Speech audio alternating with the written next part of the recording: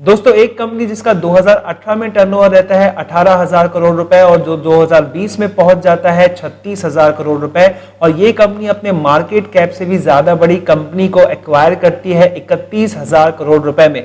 इस साल का उसका 52 वीक लो होता है लगभग 240 रुपए का और ये धड़ाधड़ शेयर रिकवर करता है 422 रुपए पर ये आता है, जिसके बारे में मार्केट में चर्चा नहीं होती है। और ये कंपनी होती है एग्रो केमिकल्स के अंदर में, साथ ही साथ कुछ इंडस्ट्रियल केमिकल्स, स्पेशलिटी केमिकल्स ये बनाती है और सीड्स मैन्युफैक्चर करती है ताकि किसानों की पैदावार बढ़े और साथ ही साथ जो है उसके फसलों की गुणवत्ता भी बढ़े। देश की लीडिंग एग्रो केमिकल कंपनी के बारे में जिसका नाम है यूपीएल, जिसका पुराना नाम हुआ करता था यूनाइटेड प्रॉस्पेरस लिमिटेड, और इसके विजन के बारे में बात करेंगे, इसके फाइनेंशियल्स देखेंगे, हर वो चीज देखेंगे जो आपको ये निर्णय लेने में मदद करेगा कि इसे खरीदना चाहिए, होल्ड करना चाहिए, आपके पोर्टफोलियो में रहनी चाहिए कि नहीं रहनी चाहिए, या फिर इसे सेल करना चाहिए। तो आज इस वीडियो के अंदर में इसका स्टॉक एनालिसिस करने वाले हैं। नमस्कार दोस्तों, मैं हूं सीए पिंकेश ठकरानी, स्वागत करता हूं आपका मनी मग के अंदर में। तो चलिए दोस्तों शुरुआत करते हैं। तो चलिए दोस्तों बात करते हैं। सबसे पहले इनका कहना है कि 5th largest crop protection chemical companies है। तो इसके पहले आपने बेयर या फिर डूपॉन्ट का नाम सुना होगा, तो ये 5वें रैंक पर आ रहे हैं पूरे वर्ल्ड के अंदर में और ये 138 कंट्रीज के अंदर में अपने प्रोडक्ट्स को सप्लाई करते हैं।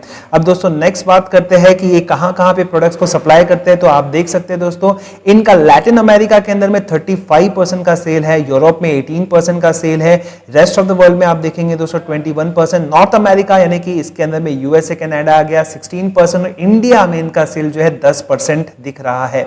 अब दोस्तों इनकी 48 मैन्युफैक्चरिंग फैसिलिटीज है, 10,300 एम्प्लॉइज है और पैटेंट्स की बात करें दोस्तों, किसी भी कंपनी के लिए मोड कंसीडर किया जा सकता है। ये 1,000 से ज्यादा पैटेंट है और प्रोडक्ट रजिस्ट्रेशन आप देखेंगे तो 12,400 है।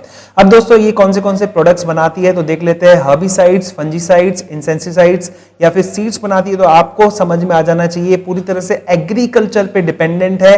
तो दोस्तों बहुत सारे क्रॉप्स को सपोर्ट करने के लिए जो है ये प्रोडक्ट्स अपने बनाती है। तो इसीलिए दोस्तों इस तरह की खेती तो होती रहेगी, तो इस प्रोडक्ट्स की डिमांड होती रहेगी। इसीलिए दोस्तों ऐसा भी कहा जा सकता है कि कोविड-19 इंपैक्ट की वजह से भी इस कंपनी में जो है कोई खास फर्क नहीं पड़ने वाला।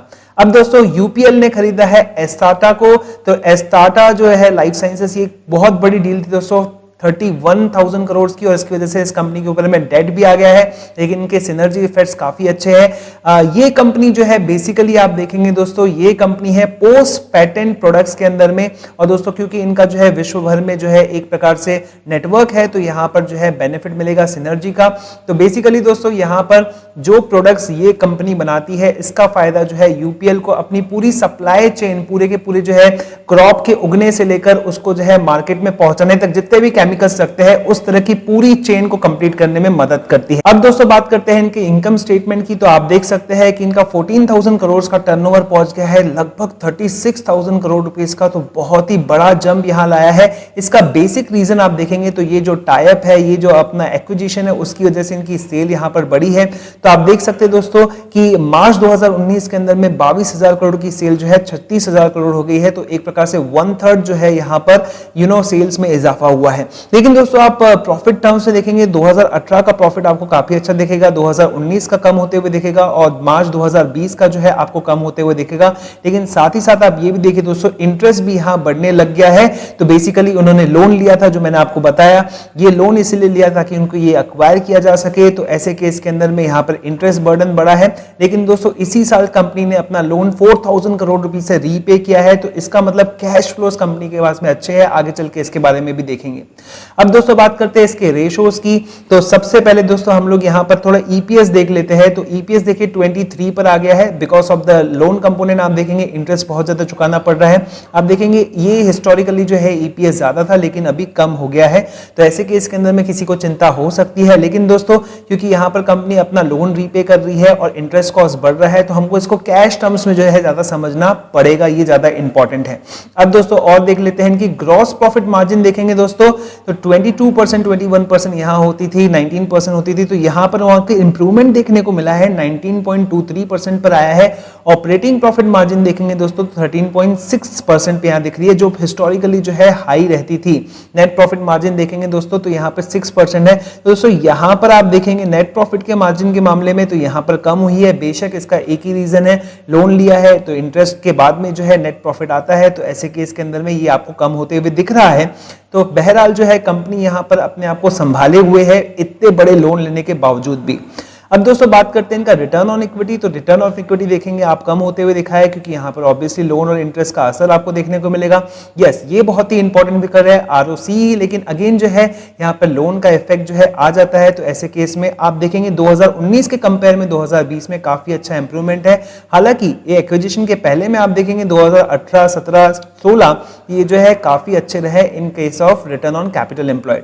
रिटर्न ऑन एसेट्स की बात करते हैं दोस्तों तो फिर से सेम चीज आपको देखने को मिलेगी, बिकॉज नेट प्रॉफिट के हिसाब से ये चीजें कैलकुलेट हुई है। अब दोस्तों बात करते हैं इनकी लिक्विडिटी की, बिकॉज इस समय में दोस्तों सबसे इंपॉर्टेंट लिक्विडिटी। तो हमारी सरकारों ने जो है अच्छी खासी लिक्विडिटी प्रोवाइड की है कि फाइनेंशियल मार्केट सस्टेन की है। पिछली रैलीज के अंदर में भी हमने यहाँ देखा है, तो लिक्विडिटी वाइज तो ये कंपनी स्ट्रांग दिखती है, इसमें कोई डाउट नहीं है। अब दोस्तों बात करते हैं इसके लेवरेज रेशोज की। तो इसमें डेट टू इक्विटी रेशो देखना बहुत ही कम इंपॉर्टेंट है। यहाँ पर देख सकते हैं 2018 के अंदर में कुछ खास डेट टू इक्विटी रेशो नहीं था, 1 के नीचे था, अचानक से बढ़ गया, रीपे किया, कम हो गया। और देखिए इंटरेस्ट कवरेज रेशो यहाँ पर इंप्रूवमेंट देखने को मिल रहा है। तो that means company is going on the path that they had decided for themselves. अब दोस्तों बात करते हैं इसके एसेट टर्नओवर की। एसेट टर्नओवर जितना ज्यादा होगा उतना ज्यादा अच्छा होता है। इसका मतलब कितने टाइम्स अपने एसेट्स को यूज किया है, तो ये सेल्स के हिसाब से होता है। सेल्स बढ़ेगी, एसेट्स उतने के उतने रहेंगे, इसका मतलब एसेट्स का ज्यादा यूटिलाइजेशन हुआ है, इन्वेंट्री का ज्यादा यूटिलाइजेशन हुआ है, तो ये बढ़ रहा है। और ये रेशोज जो है बहुत ही ज्यादा प्रभावी कर रहे हैं कि 2019 में तो उन्होंने डेट ली, लेकिन दोस्तों उसके बाद में आप देखेंगे कि काफी इंप्रूवमेंट्स जो है यहाँ पर देखने को मिल रहे हैं। हालांकि यस 2018, 17, 16 के अंदर में ये ज्यादा थे, लेकिन उसके रीजंस आपको अच्छी तरह से पता है। इसका मतलब अगर हम ये एक्विजिशन के पहले की बात करें तो कंपनी काफी अच्छी थी, और उस अच्छेपन का जो है टर्नओवर वो नए एक्विजिशन के साथ में जो है नए वाले विजन के साथ में करने को देख रही है। अब दोस्तों देख लेते हैं यहाँ पर इसका पीई। तो दोस्तों आप देख सकते हैं इसका पीई लगभग 2017 के पीई पर अवेलेबल है। तो सिनर्जी का बेनिफिट जो है, सिनर्जी का इफेक्ट है, वो मार्केट ने इसको दिया था बीच में, लेकिन दोस्तों वापस छीन लिया। कोविड-19 इसका इफेक्ट आया था, 240 रुपए पर ये शेयर चले गया था, अब 422 रुपए पर ये शेयर आ गया है। प्राइस टू बुक वैल्यू के हिसाब से ये सस्ता दिखता है। तो आप देख सकते हैं दोस्तों यहाँ पर आप EV enterprise value to EBITDA ये भी जो है 7.30 पर दिखता है। तो यहाँ पर ये शेयर जो है काफी सस्ता दिखता है। अब दोस्तों बात करते हैं और कुछ रेशोज की के CAGR सेल की बात करें तो एक्विजिशन की वजह से इनकी सेल बड़ी है। तो आप देख सकते हैं 15 का यहाँ पे परसेंटेज CAGR दिख रहा है। नेट प्रॉफिट जो है यहाँ पे कम हुआ है, that is because of the interest component. अब दोस्तों बात करते हैं इनके ऊपर में कितनी डेट है। तो आप देख सकते हैं 27,000 करोड़ रुपए की इनके ऊपर में डेट है। तो डेट बर्डन जो है यहाँ पे काफी बड़ा दिख रहा है। अब दोस्तों बात करते हैं इसके शेयर होल्डिंग पैटर्न की। तो ये सबसे हाईलाइटिंग चीज है दोस्तों, यहाँ पर शेयर होल्डिंग पैटर्न यहाँ पर आपको जो है दिखेगा प्लेज। तो इससे आपको घबराना नहीं है, बिकॉज ये 2% का ही प्लेज है, बड़ी कंपनी है, इट्स ओके। लेकिन दोस्तों अगर आप यहाँ पे फॉरेन इंस्टीट्यूशनल होल्डिंग की बात करेंगे तो आप देखेंगे दोस्तों कुछ ज्यादा जो है यहाँ पर सेल करके नहीं भागे हैं, 42% है। थोड़ा सा गिरावट जरूर आया है, लेकिन ये इतना भी नहीं है कि हम लोग इससे घबरा जाए। तो दोस्तों और देखते हैं इसके बारे में। डोमेस्टिक इंस्टीट्यूशनल होल्डिंग्स यहाँ पर जो है बढ़ रही है, 12% तक पहुंची है। और अगर म्यूचुअल फंड्स की होल्डिंग देखे तो ये कम हो रही है। तो यहाँ पर आप समझ सकते हैं कि मेजर प्लेयर कौन है। तो मेजर प्लेयर यहाँ पर आपको फॉरेन डोमेस्टिक इंस्टीट्यूशनल इन्वेस्टर्स आपको दिखेंगे। आप देख सकते हैं दोस्तों डोमेस्टिक और फॉरेन की जो है ज्यादा यहाँ पर संख्या आपको दिखेगी compare to retail investors and all. अब दोस्तों बात करते हैं और आगे बढ़ते हैं दोस्तों। हम लोग देखते हैं अदर पार्टीज की। तो आप देख सकते हैं अदर पार्टीज 20% और आप देख कम होते होते जो है 18% पर ही आया है। अब दोस्तों बात करते हैं कैश फ्लो स्टेटमेंट की। तो कैश फ्लो स्टेटमेंट में आप देख सकते हैं कि इन्होंने 8738 देख सकते हैं दोस्तों सामने से इतना जो है अपने ऑपरेशन से कैश लेकर आए हैं और इन्वेस्ट कितना किया है 2870। तो दोस्तों इसका मतलब फ्री कैश फ्लोज काफी जबरदस्त है कंपनी के पास में, और यही जो है कंपनी की स्ट्रेंथ यहां पर दिखाई देती है। That's why they are repaying the loan, और ये हमको लगता है कि आगे भी चल के कंटिन्यू करेंगे। अब दोस्तों बात करते हैं 2020 के इनके परफॉर्मेंस की, तो यहाँ पे ग्रॉस मार्जिन आप देखेंगे दोस्तों 2019 की 42% की 40% हुई है दोस्तों। इबिटा आप मार्जिन देखेंगे रेवेन्यू परसेंटेज के हिसाब से तो ये 21% है, तो ये काफी अच्छी दिखती है। बस यूरोप की इनकी सेल्स के अंदर में 7% डाउन आया है, अदरवाइज लैटिन अमेरिका में इन्होंने काफी अच्छा प्रदर्शन किया, नॉर्थ अमेरिका में भी इन्होंने काफी अच्छा प्रदर्शन किया। अब दोस्तों ये कंपनी ओपन कैक करके एक कैंपेन भी चला रही है, जिसके अंदर में ये एक प्रकार से कंपनी में ट्रांसफॉर्मेशन लाना चाहते हैं, एक जो है फार्मर कम्युनिटी को पूरी तरह से जोड़ना चाहते हैं, साथ ही साथ दोस्तों फूड को ये सस्टेनेबल भी बनाना चाहते हैं फॉर द लॉन्गर टर्म। तो दोस्तों ऐसे केस के अंदर में कंपनी एक नए विजन के साथ में चल रही है। अब दोस्तों इसका जो शेयर प्राइस था 240 रुपए का 422 रुपए पर आया, तो यहां पर जो है मार्केट इसको अच्छी तरह से रिस्पॉन्स कर रहा है और खासकर इसके जो रिजल्ट है वो काफी अच्छे हैं। और मुझे ये लगता है कि कोविड से जो है इसको बहुत ज्यादा इंपैक्ट नहीं पड़ा है, हालांकि कंपनी के ऊपर में डेट बहुत ज्यादा है, लेकिन दोस्तों इसके कैश फ्लोज जो है काफी एंकरेजिंग देखते हैं।